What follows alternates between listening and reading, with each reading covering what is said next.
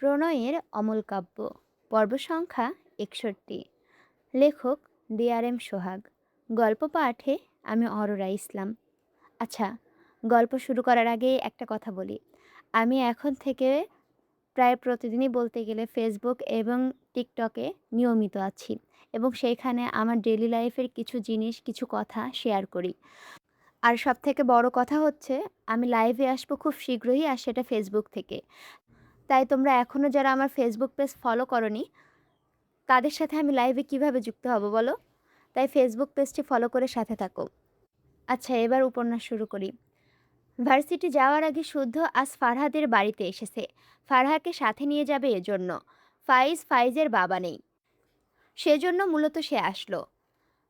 দরজা ইনায়া খুলেছে। শুদ্ধ ফারহার মাকে সালাম দেয়। ভদ্রমহিলা সালামের উত্তর নিয়ে বেশ কিছুক্ষণ কথা বলে শুদ্ধর সাথে। ফারহার পড়াশোনার ব্যাপারে একটু খোঁজ রাখতে বলে। এরপর তিনি তার ঘরে চলে যান। ইনায়া বেশ কিছু নাস্তা সাজিয়ে দিয়েছে শুদ্ধর সামনে। শুদ্ধ শুধু চা খেয়েছে। এরপর ইনায়াকে ডেকে পাশে বসতে বলল। ইনায়া শুদ্ধর পাশে বসলে শুদ্ধ ভুরুকুসকে বলে, এইবারের সব সার্ভেন্ট কোথায়? তোকে দিয়ে কাজ করায় কেন? ইনায়া অবাক হয়ে বলে, আরে কি বলছো? তুমি এসেছো তাই আমি সব এগিয়ে দিলাম। এসব মা ফারহা আপু শুনলে মন খারাপ করবে। শুদ্ধ ফারাকে দেখে মনে মনে হাসলো। এরপর ভাবলেশীনভাবে বলে, করুক। তোরে দিয়ে কাজ করাইলে আমাকে একটা টোকা দিবি, তাহলে আমি এসে হাজির হয়ে যাব। ফারহা পাশে এসে রেগে বলে, সবাই তোমার মতো যে বাড়ির বউকে দিয়ে কাজ করাবে?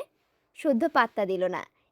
ইনায়া ফারহার পাশে গিয়ে বলে, আপু, শুদ্ধ ভাই মজা করে বলছে, জানোই তো সে কেমন। ফারহা মুখ ফুলিয়ে রাখল। শুদ্ধ থমথমে মুখে ফারহার দিকে চেয়ে উঠে দাঁড়ায়। এরপর শার্টের হাতা গুটাতে গিয়ে ইনায়ের উদ্দেশ্যে বলে, তো ননদের ডোজ লাগবে মনে হচ্ছে, স্পেশাল ডোজ। ইনায়া মৃদু হেসে বলে, বিয়ের মিষ্টি খাওয়ালে না কেন শুদ্ধ ভাই? শুদ্ধ দ্রুত ইনায়ের দিকে তাকিয়ে বিস্ময় কণ্ঠে বলে, আস্তাক ফিরুল্লাহ, কে এসব কথা বলেছে? ফারহা বলে ওঠে, আমি। শুদ্ধ অসহায় মুখ করে বলে, হায় হায়, বউ হয়ে বরের সব ফাটিয়ে দিলে। তোমার হাত পা হাঁটু গিরা কবজি পিত্তথলি কিডনি কিচ্ছু কাঁপলো না? ফারহা অদ্ভুত চোখে শুদ্ধর দিকে চেয়ে আসে। ইনায়া হাসছে। শুদ্ধ ইনায়ের দিকে তাকিয়ে বলে, তুই আমার মাও সাও পাও সব ফাইজকে বলিস না। ও ইরফানের ছোটোখাটো ভার্সন, ঝামেলা করবে। ইনায়া মুখ টিপে হেসে বলে, আমি তো বলে দিয়েছি। শুদ্ধ মাথায় হাত দিয়ে বলে, কি? এটা বলে মুহূর্তে স্বাভাবিক হয়ে পকেট থেকে ফোন বের করে বলে, ফাইজের রিসোর্টের সব মেয়ের ব্যবস্থা করছি, ওয়েট। মেয়েরা বিকি। থেমে গিয়ে ফারহার দিকে তাকায়। ফারহা শুদ্ধর দিকেই চেয়েছিল। শুদ্ধ দুষ্টু হেসে এক চোখ টিপ দিয়ে বলে। ফারহা থতমত খেয়ে চোখ সরিয়ে নেয়। শুদ্ধ ফোন কানে ধরে বলে, মাঝখানে ফাইজ, আর চারপাশে ফাইজকে ম্যানেজ করার জন্য কিউট কিউট মেয়েরা। আহ, এক্ষুনি পাঠাচ্ছি। ইনায়া চোখ বড় বড় করে বলে, আরে আমি বলিনি তো, তুমি এসব নষ্টামি করছো কেন? শুদ্ধ মেয়েকে রাগ করে বলে, তোমার সত্যামি বের করতে। বেয়াদ্দপ, বড় ভাইয়ের পিছে লাগিস? আমার সাথে লাগতে তোর আরও 200 বার জন্মগ্রহণ করা লাগবে। কথাটা বলে শুদ্ধ ফারহার হাত ধরে বাসা থেকে বেরিয়ে যায়। গাড়িতে উঠে শুদ্ধ ফারহার দিকে চেয়ে বলে, কি হয়েছে পাখি, তুমি রেগে আছো কেন আমার ওপর? তোমাকে ইয়ে কিনে দেয়নি বলে? ফারহা ভুরুকুসকে তাকায় ফারহার দিকে। শুদ্ধর চোখে মুখে দুষ্টুমি। ফারহা মন খারাপ করে বলে, আমাদের বিয়ের ডেট ঠিক করছো না কেন? শুদ্ধ কিছু বলতে গিয়েও থেমে যায়। তার ফোনে কল আসায়। পকেট থেকে ফোন বের করে নাম্বারটা দেখে ফারহার দিকে চেয়ে মৃদুস্বরে বলে, 2 সপ্তাহ ওয়েট করো, ইরফান থাকবে না, তাই এগোতে পারছি না, নয়তো লেট হতো না। কথাটা বলে কল রিসিভ করে খুব সিরিয়াসভাবে কথা বলায় ব্যস্ত হয়। ঘাড় বাঁকিয়ে ফারহার দিকে তাকালে দেখল ফারহা তার দিকে চেয়ে আসে। শুদ্ধ বাঁ হাত বাড়িয়ে ফারহার ডান হাত আঁকড়ে ধরে। এরপর কথা বলতে বলতে ফারহার ডান হাতের উল্টো পিঠে একটু পরপর চুমু খায়। মায়েরা ইরফানের পাশের সিটে বসে আছে। ইরফান মনোযোগ সহকারে গাড়ি চালায়, সাথে কানে ব্লুটুথ লাগিয়ে কারোর সাথে ঝরঝর করে ইংলিশে কথা বলছে। মায়েরা বুঝতে পারছে না ঠিক, কিন্তু একটু পর পরই ইরফানের দিকে তাকাচ্ছে। মূলত কাল রাতের কথা ভাবছে। ইরফানকে কেমন অন্যরকম লাগছে। কালকের রাতের ঘটনাটুকুই ভুলতে পারছে না। ইরফান কি তাকে উদ্দেশ্য করেই গিয়েছে? মায়েরাকে যখন বেলকনিতে সোজা করে দাঁড় করিয়েছিল, তখন মায়েরা ইরফানকে জিজ্ঞেস করেছিল, আপনি কি হেসেছেন? ইরফান গম্ভীর স্বরে উত্তর দিল, নো। এরপর মায়েরা জিজ্ঞেস করলো, আপনি গান গাইলেন কেন? ইরফানের সে এক উত্তর ছিল, মাই উইশ। ইরফান কথা বলার মাঝেই একবার মায়রার দিকে তাকালে দেখলো মায়রা তার দিকেই চেয়ে আছে। গাড়ি থামিয়ে গম্ভীর গলায় বলে, হোয়াট? মায়রা জিভ দিয়ে ঠোঁট ভিজিয়ে বলে, আপনি আমাকে পছন্দ করেন?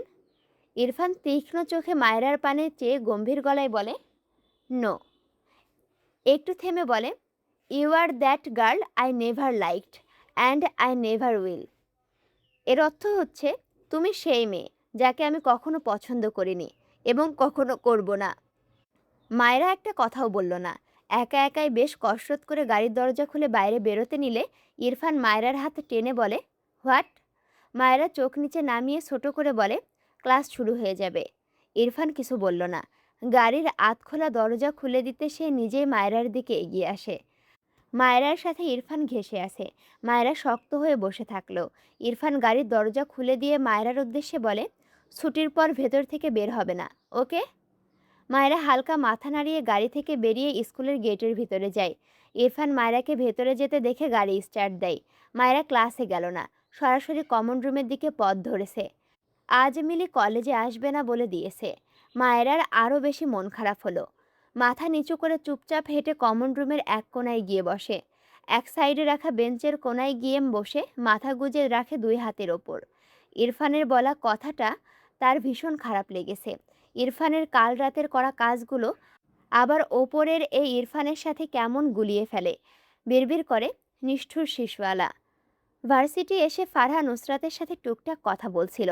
নুসরাত আফসোসের সুরে বলে, তুই অন্য কাউকে খুঁজে পাসনি? আমাদের স্যারকেই জামাই বানানো লাগলো।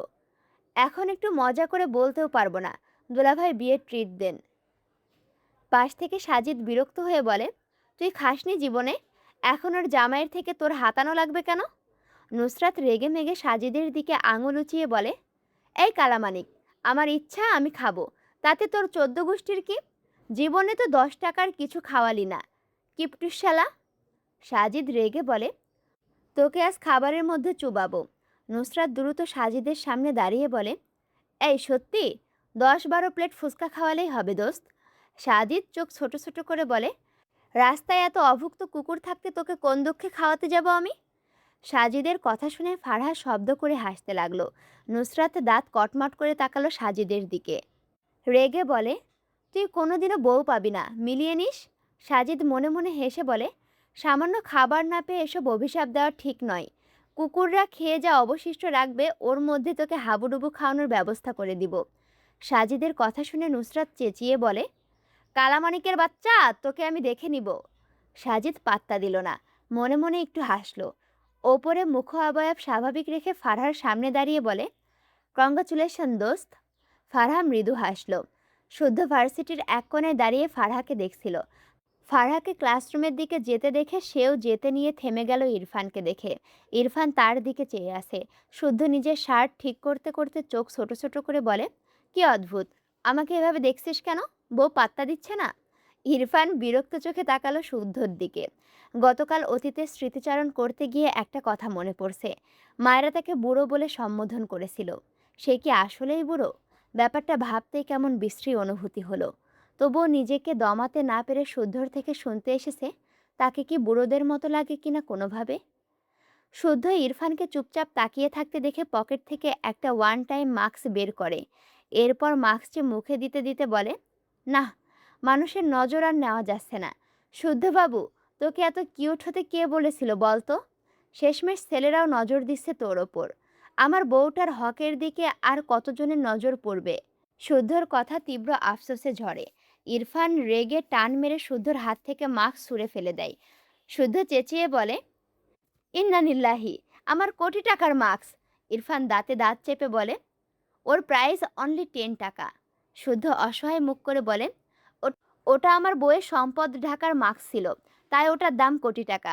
বেসুরো গলায় গায়, বোঝে না সে, বোঝে না, কেউ যে আর বোঝে না। শুদ্ধর বুকে কত ব্যথা, কষ্টের ঠেলায় ব্যথা হয় মাথা। ইরফান রেগে শুদ্ধর কলার ধরে বলে, থাপ্পড় খেতে না চাইলে মুখ বন্ধ কর। শুদ্ধ মেকি হেসে বলে, ওকে ডিয়ার। ইরফান শুদ্ধকে ছেড়ে সোজা হয়ে প্যান্টের পকেটে দুহাত রাখে। এরপর বহু কষ্টে শব্দ জিভ ঠেলে বের করে, আমাকে দেখতে বুড়োদের মতো লাগে। শুদ্ধ ইরফানের কথাটা শুনে অবাক হয়ে তাকায়, কিন্তু খুব দ্রুত নিজেকে সামলে হেসে বলে, ইয়া আল্লাহ, তুই এই সত্যি কথা কি করে জানলি দাদু? তোকে তো এক পারফেক্ট দাদু দাদু লাগে। দাদু রে দাদু, ও দাদু, কি কিউট দাদু, ওগো বুড়ো দাদু। ইরফান রেগে দাঁত কিরমির করে বলে, হোয়াট দ্য হেল। শুদ্ধ দ্রুত জায়গা প্রস্থান করে দৌড় দিয়ে একটু গিয়েই থেমে যায়। ইস, এটা ভার্সিটি, এভাবে দৌড়ালে স্টুডেন্টরা তাকে কী ভাববে। পিছু ফিরে ইরফানের দিকে একবার তাকালো। শুদ্ধ বুঝল না ইরফানের কি হয়েছে, তবে ইরফানের কাণ্ডে তার পেট ফেটে হাসি পাচ্ছে। এ আবার নিজের চেহারা নিয়ে কবে ভাবতে শুরু করলো? ছোটবেলায় ইরফান প্রথম প্রথম যখন তাদের গ্রামে বেড়াতে গিয়ে তার সাথে বের হতো, শুদ্ধকে যে কতজন জিজ্ঞেস করতো ইরফান বিদেশি কিনা। এজন্য শুদ্ধর উত্তর দিতে দিতে মুখে ফেনা উঠে যেত যে ইরফান তার রক্তের মামাতো ভাই। শুদ্ধর কাছে নরমালি লাগে, ছোট থেকে একসাথে থেকেছে, তবে মানুষের কথা শুনে সে ইরফানকে পরখ করত। গায়ের রংটা একটু বেশিই ফর্সা, সাথে চোখের মণি বাদামি। শুদ্ধর তো ছেলে হয়েও ইরফানকে দারুণ লাগে, তাহলে মেয়েদের আর কেমন লাগবে। আর এই গর্ধব নিজের চেহারা নিয়ে পড়েছে। শুদ্ধদের গ্রামের অনেক মেয়েরা ইরফানের দিকে তাকিয়ে থাকলে ইরফান তার উপর রেগে যেত। কি জ্বালা, সে কি ওদের তাকাতে বলেছে? ইরফানের রাগের শিকার হতেও অবশ্য ভালোই লাগতো, এখনও লাগে। গ্রামের এক মেয়ের সাথে একবার লাইন লাগিয়ে দিতে গিয়ে প্রথম ধাপ অতিক্রম করেছিল, অমনি ইরফানের হাতে থাপ্পড় খেয়েছিল।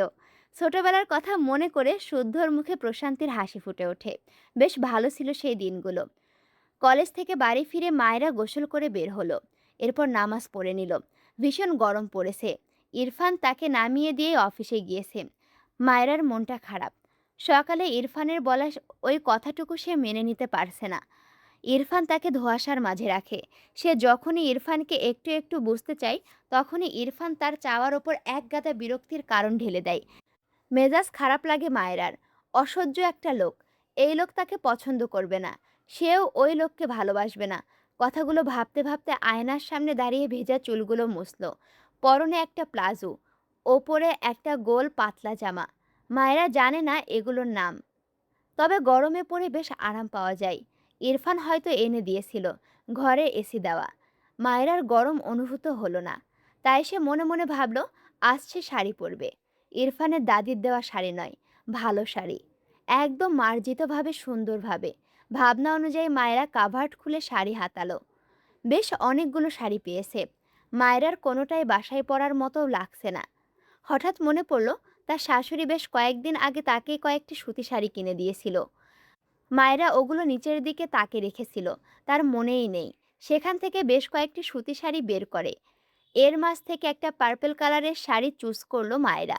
এরপর আয়নার সামনে দাঁড়িয়ে সময় নিয়ে শাড়িটি গায়ে জড়ালো। একদম পারফেক্ট লাগছে, এটাই পরে মনে হচ্ছে এই শাড়ি বাসাতে পরার জন্য। মায়েরার মূলত মন খারাপ, এজন্য তার শাড়ি পরতে ইচ্ছে হলো। নিজেকে আয়নায় দেখে সত্যি সত্যি একটু হলেও মন ফুরফুরে লাগলো। নিজেকে পরিপাটি করে বেলকনিতে যাই। বেলকনিতে সে নয়নতারার গাছ লাগিয়েছে, সেখানে বেশ ফুল ফুটেছে। মায়েরা কয়েকটা গাছের সবগুলো ফুল বসে বসে ছিঁড়ল। অনেকগুলো হয়েছে। মায়েরা শাড়ির আঁচলে ফুলগুলো নিয়ে ঘরে এসে বেডের ওপরে রাখে সব। এরপর কিছু একটা ভেবে ঘর থেকে বেরিয়ে যায়। নিচে নেমে রুমা নেওয়াজকে দেখে জিজ্ঞেস করে, মা, আপনার কাছে শুয়ে আছে? রুমা নেওয়াজ মায়েরার মাথা থেকে পা পর্যন্ত দেখল। শাড়ি পরে মেয়েটাকে বেশ ভালো লাগছে, সাথে আগের চেয়ে কিছুটা বড় বড় লাগছে।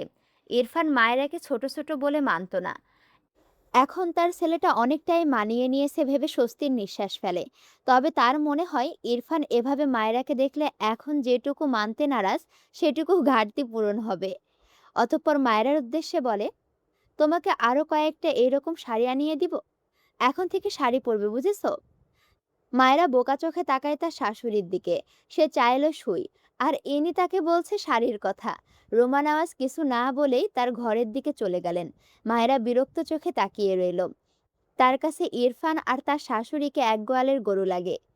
মায়েরার ইরফান আর তার শাশুড়িকে বলতে ইচ্ছে করে, হাসলে কি পাপ হবে? এই জন্যই হাসেন না। বিশ্বাস করুন, হাসতে পাপ হয় না, আপনারা এবার হাসতে পারেন। ভাবনার মাঝেই রুমা নওয়াজ ঘর থেকে বেরিয়ে এসে মায়েরার দিকে সুই সুতো এগিয়ে দেয়। মায়েরা অবাক হয়, সে ভেবেছিল দিবে না বা নেই, তাই সে চলে যেতে নিয়েছিল। আর ইনি সুইয়ের সাথে সাথে সুতোও এনেছে। মায়েরা খুশি হয়ে রুমা নেওয়াজের থেকে সুই সুতো নিয়ে স্বভাবসুলভ হেসে বলে, আপনাকে অনেক ধন্যবাদ মা। কথাটা বলে উল্টো ঘুরলে রুমা নেওয়াজ বলে ওঠে, দাঁড়াও। মায়েরা আবারও উল্টো ঘোরার আগেই রুমা নেওয়াজ হাতের তোয়ালে দিয়ে মায়েরার মাথা মুছতে মুছতে বলে, মাথা না মুছে জ্বরসর্দি বাদিয়ে কি প্রমাণ করতে চাও? হুম, তোমার শাশুড়ি তোমাকে বাড়ির সব পানির কাজ করায়? মায়েরা থমথমে মুখে চুপচাপ দাঁড়িয়ে রইল। কি অদ্ভুত কথাবার্তা! সে তো এসব ভাবেইনি। রুমা নওয়াজ মায়েরার মাথা মুছিয়ে দিয়ে তার ঘরে যেতে যেতে বলে, কাজ শেষে সুই ফেরত দিয়ে দিবে। মায়েরা মাথা নেড়ে সম্মতি দিয়ে তার ঘরের দিকে যায়। তার কি রিয়াকশন দেওয়া উচিত? তবে রুমা নওয়াজের এই কাজটা তার ভালোই লাগলো। আবার খোঁচা দেওয়াই বিরক্ত লাগলো। এদের মা ছেলের ঘাড়ের রগ সব তেরা, এটা মায়েরা বুঝে গিয়েছে। ঘরে গিয়ে মায়েরা শুয়ের মাঝে সুতো লাগায়। এরপর একটা একটা করে ফুল দিয়ে মালার মতো বানায়। এরকম প্রায় অনেকগুলো বানায় হাতের মাপে। গ্রামে থাকতে এসব কত করত। আজ অনেক দিন পর করতে পেরে বেশ ভালো লাগছে মায়েরার। এসব করতে করতেই সন্ধ্যা নেমে যায়। মায়েরা মোট ৬টি মালার মতো বানিয়ে সুই তার শাশুড়ি মাকে ফিরিয়ে দিয়ে আসে। এরপর ঘরে এসে মাগরিবের নামাজ পড়ে হাতের মাপের মালাগুলো নিয়ে দু হাতে তিনটে তিনটে করে পরল। ফুলগুলো অনেক ঘন হয়ে থাকায় দেখতে বেশ সুন্দর লাগছে। মায়েরা দু হাতের সামনে এনে মৃদু হাসে। এশার নামাজ পড়ে মায়েরা বসে বসে তার ফোন স্ক্রল করছিল। যদিও সন্ধ্যার পর পড়েছে, আপাতত ভালো লাগছে না, তাই ফোন নিয়েছে। ইরফান ঘরে এসে মায়েরাকে দেখলো মেয়েটা উল্টো হয়ে শুয়ে ফোনের মধ্যে ঢুকে রয়েছে। সে রুমে এসেছে, তাকালোও না। ইরফান বিরক্ত হলো। এগিয়ে এসে মায়েরার সামনে থেকে ফোন কেড়ে নেয়। মায়েরা চেঁচিয়ে ওঠে, আরে আমার ফোন! বলতে বলতে মাথা উঁচু করে ইরফানকে দেখে চুপ হয়ে যায়। দ্রুত সোজা হয়ে উঠে বসে। ইরফান তীক্ষ্ণ চোখে ফোনের দিকে চেয়ে আছে। মায়েরা রিলস দেখছিল, কাচ্চি বিরিয়ানি রান্নার ভিডিও। ইরফান আর চোখে একবার মায়েরার দিকে তাকালো। এরপর ফোনের আলো অফ করে তার ড্রয়ারে রেখে ড্রয়ার লক করে রাখলো। মায়েরা দেখলো ইরফানের কাজ। বিরক্ত চোখে তাকালো ইরফানের দিকে। এই লোকটার কি তার কিছুই ভালো লাগে না?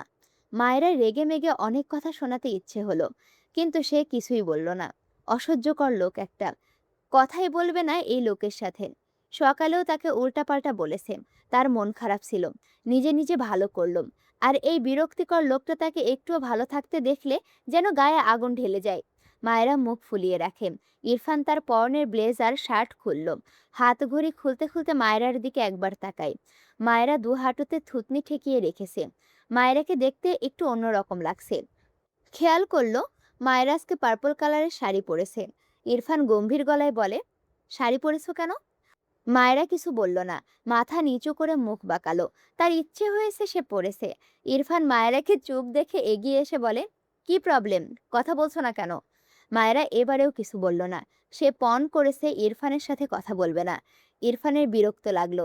মায়েরাকে এখনো চুপ দেখে আবারও ধমকে বলে, স্টুপিড গার্ল। এরপর ওয়াশরুমে চলে যায়। ইরফান ওয়াশরুমে যেতেই মায়েরা বেড থেকে নেমে টেবিলের ওপরে রাখা ইরফানের ফোন নেয়।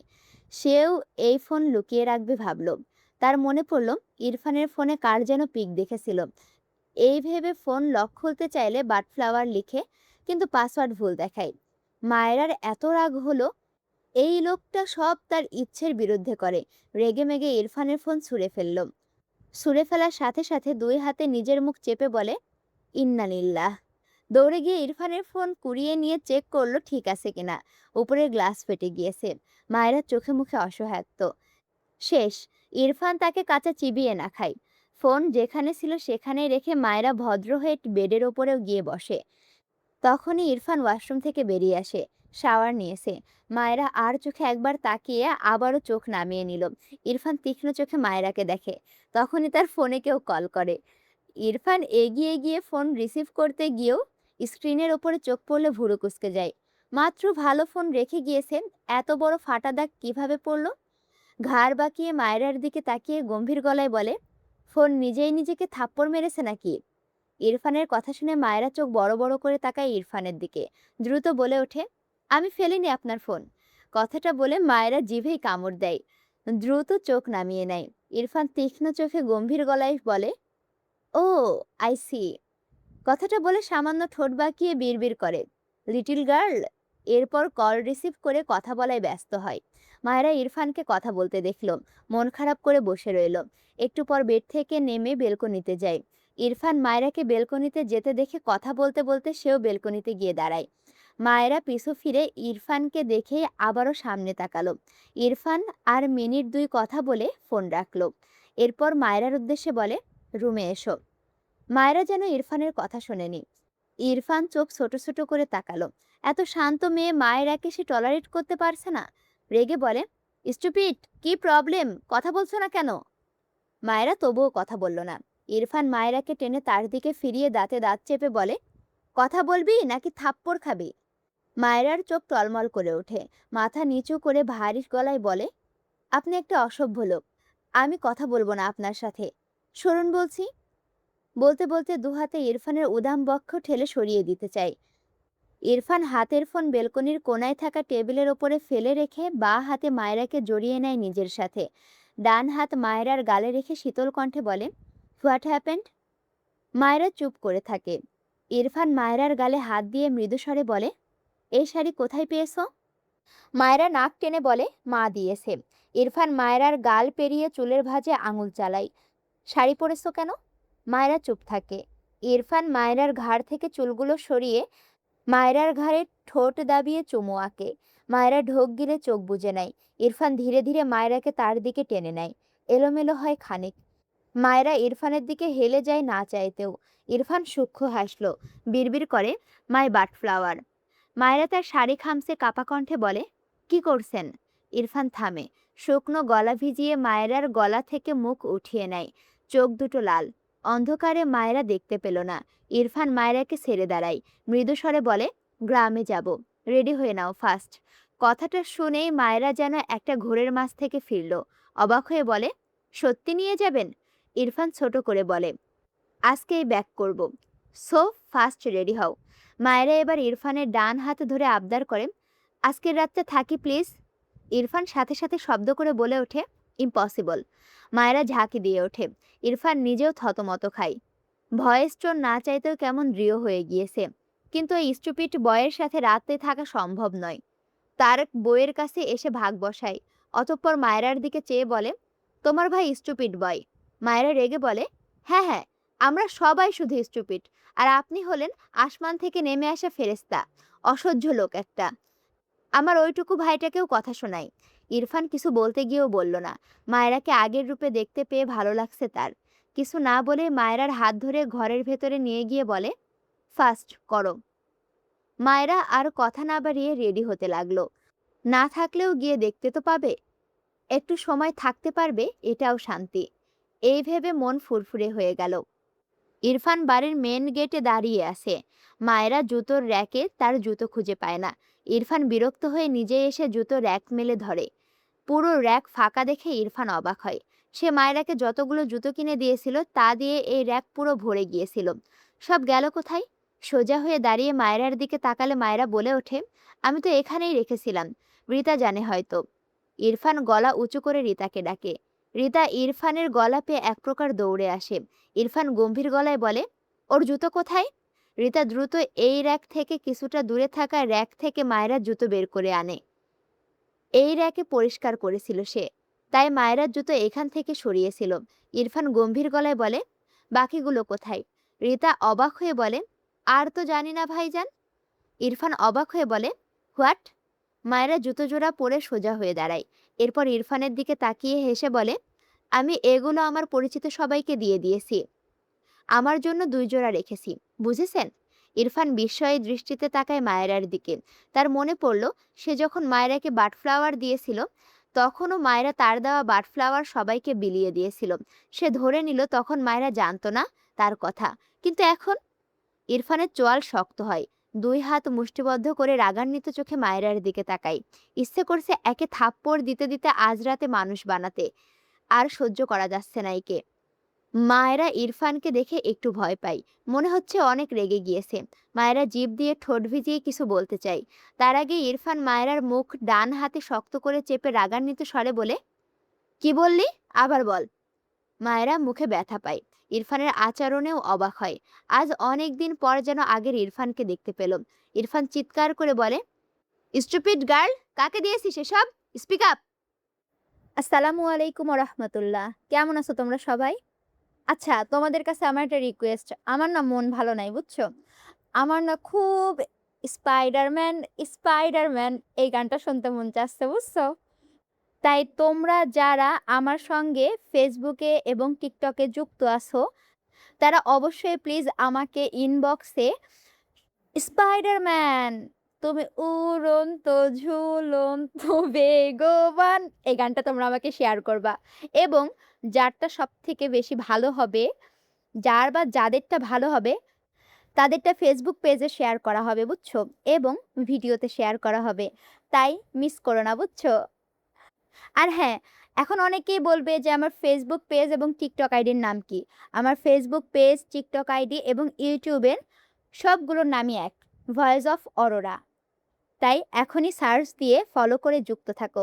দেখা হচ্ছে পরবর্তী ভিডিওতে।